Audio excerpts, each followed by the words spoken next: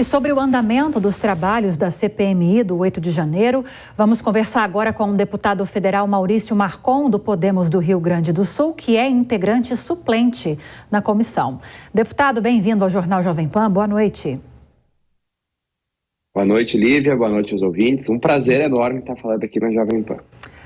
Quero fazer a pergunta que eu fiz para os meus analistas aqui, para os meus comentaristas. Nós tivemos hoje um importante depoimento do coronel Jean Lawande, que negou, de uma forma assim geral, que tenha trocado mensagens com o tenente-coronel Mauro Cid no sentido de instigar um plano de golpe de Estado aqui no Brasil, e disse que a intenção dele foi um apaziguamento do país por meio do ex-presidente Jair Bolsonaro.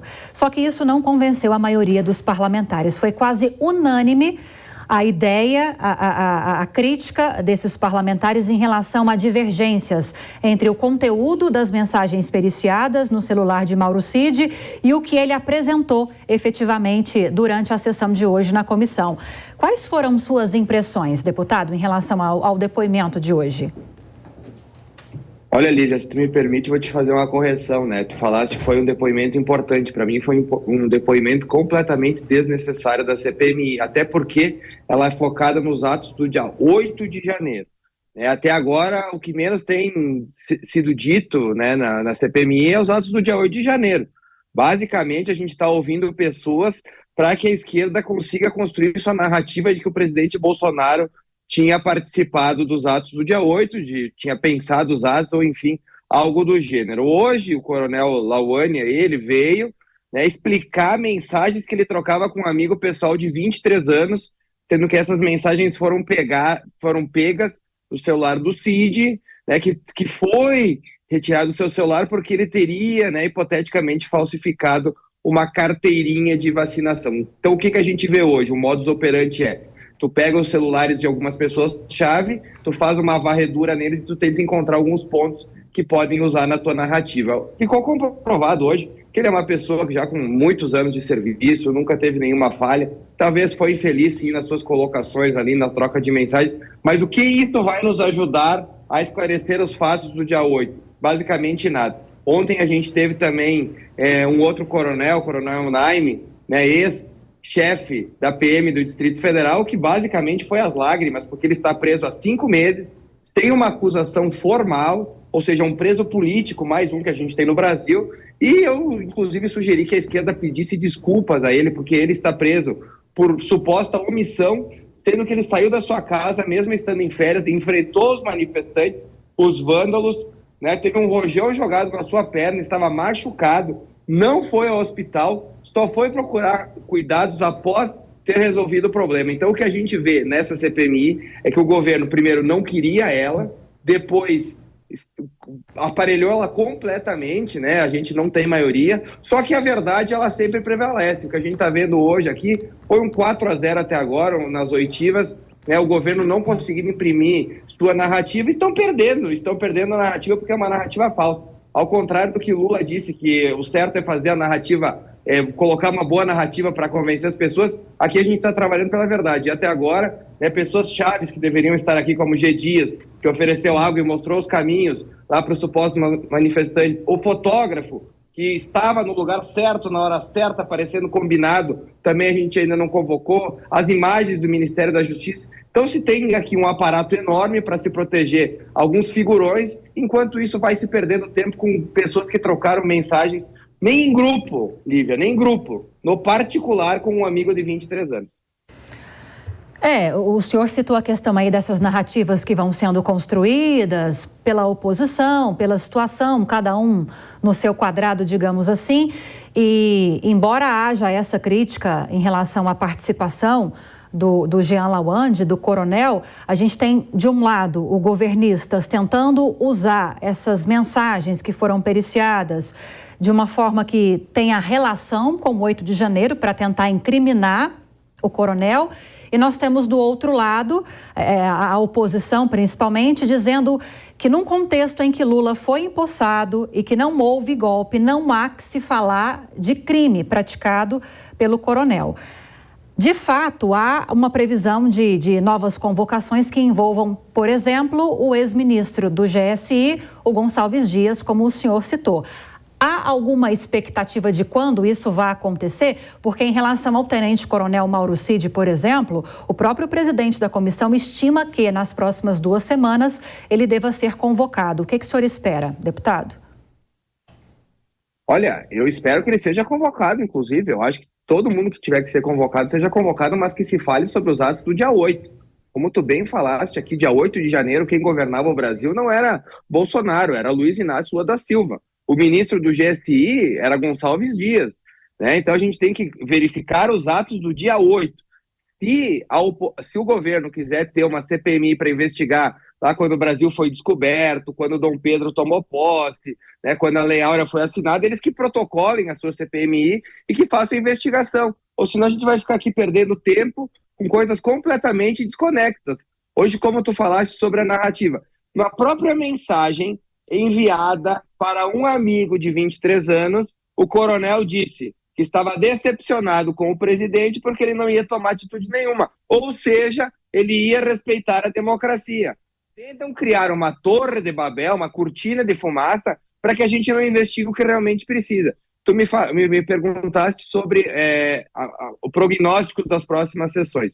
Pela oposição, nós não queríamos sequer agora nas férias de julho que os parlamentares têm direito, nós queríamos continuar fazendo as oitivas, infelizmente não foi possível, a maioria decidiu parar e por aí a gente vai ter que parar, mas foi dito que nós ouviríamos o Gonçalves Dias após, né, o recesso. Vamos ver se o acordo vai ser cumprido, porque a gente viu até agora, quando o Gonçalves Dias não foi convocado lá atrás, quando os requerimentos da oposição foram rejeitados, Randolfo Rodrigues e toda a cúpula da esquerda comemorando, ou seja, o interesse deles não é investigar nada, o interesse deles não é tirar pessoas que estão injustamente presas, não é devolver a honra, por exemplo, para o coronel Naime, que ficou comprovadíssimo que está preso injustamente. O foco deles é fazer uma cortina de fumaça, tentar juntar o Bolsonaro com explosão com bomba em Brasília, coisas que não tem nexo nenhum. O que eu quero dizer para as pessoas é o seguinte, Lívia, eles não conseguiram conectar os eventos que eles criaram a narrativa.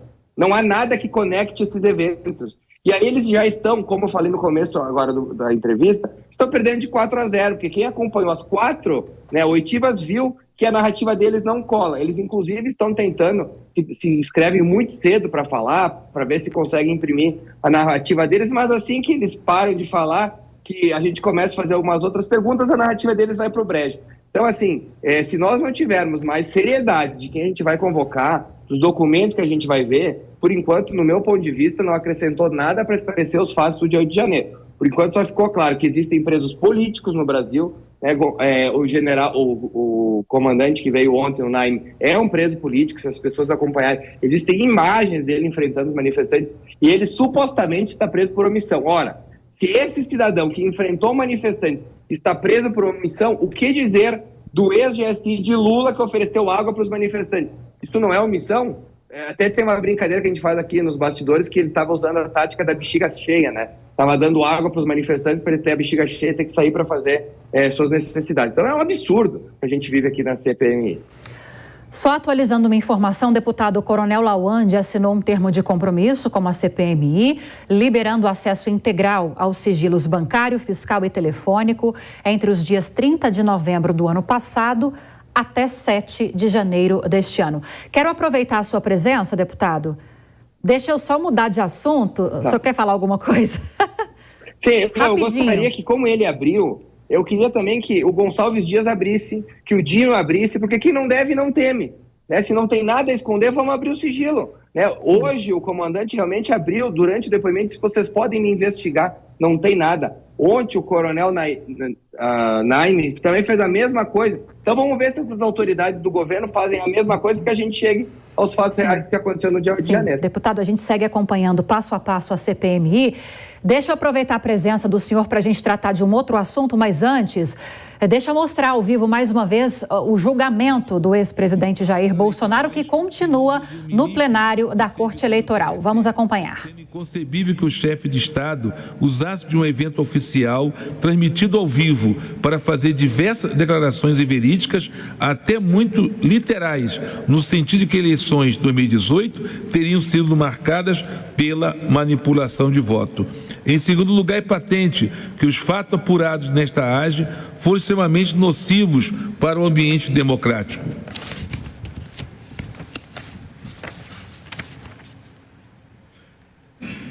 Pois está demonstrado que esta reunião, com demais o conjunto de fatores, testemunhas, aspirações que foram até mesmo os próprios ministros do governo do primeiro investigado, não confirmaram a fraude. Repito mais uma vez sobre o inquérito policial, que foi utilizado muitas vezes como base. Esse inquérito policial... Pois bem, mais um trechinho, então, dessa sessão no Tribunal Superior Eleitoral. Estamos aqui com o deputado federal Maurício Marcon, do Podemos do Rio Grande do Sul. Agora o assunto é esse. Quero te ouvir, antes de te liberar, deputado, quais são suas expectativas em relação a esse julgamento? E nesse trechinho, especialmente, que nós mostramos ao vivo, o relator da ação, ministro Benedito Gonçalves, fala sobre ser inconcebível. Essa foi a palavra que ele usou, inconcebível o uso de uma reunião oficial, se referindo à reunião com os embaixadores em julho do ano passado, para que o ex-presidente levantasse dúvidas a respeito da segurança do sistema eleitoral brasileiro. Quero te ouvir a respeito dessa crítica e suas expectativas em relação a esse julgamento.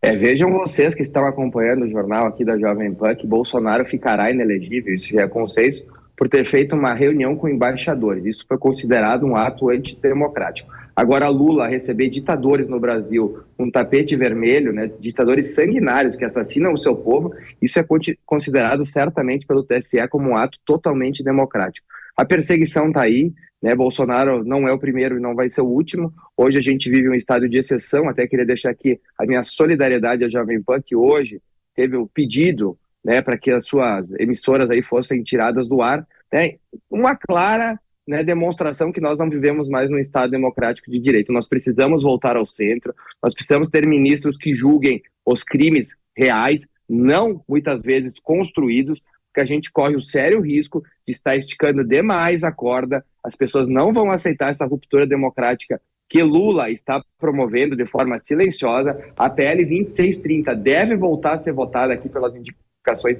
que foram feitas. Eles querem censurar a rede social, querem censurar a grande imprensa. Isso não é democrático. Caçar direito de um presidente que teve a sua vida teve uma devassa. O máximo que encontraram foi um cartãozinho de vacina, né, montado aí que eles não teriam se vacinado, algo do gênero. Corrupção não foi encontrada, enquanto o atual ocupante do Palácio do Planalto tem condenação em 3 instâncias por 9 juízes, formação de quadrilha, roubo, enfim, tudo aquilo lá que a gente já sabe. Então, o que a gente vive no Brasil hoje, Lívia, os nossos filhos e nossos netos vão estudar de como não deve ser um processo democrático. O que a gente vive hoje é uma ruptura institucional muito próxima do que viveu a Venezuela, quando o próprio Supremo Tribunal Federal de lá, em março de 2017, retirou os direitos do Congresso de legislar. A gente está vendo a passos muito mais devagares aqui, mas que estão acontecendo. Então, censura não, né, e a liberdade de imprensa. A Jovem Pan é uma empresa que tem 80 anos, né, que nem no regime militar foi impedida de fazer o seu trabalho, e agora, por interesses políticos,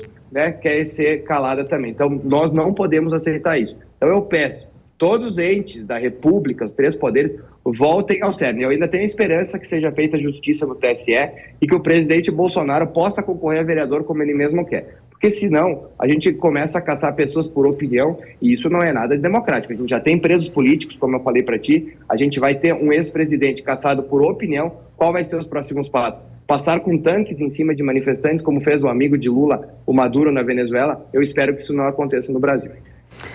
Acabamos de conversar com o deputado federal Maurício Marcon, do Podemos do Rio Grande do Sul, que é integrante suplente da CPMI dos atos de 8 de janeiro.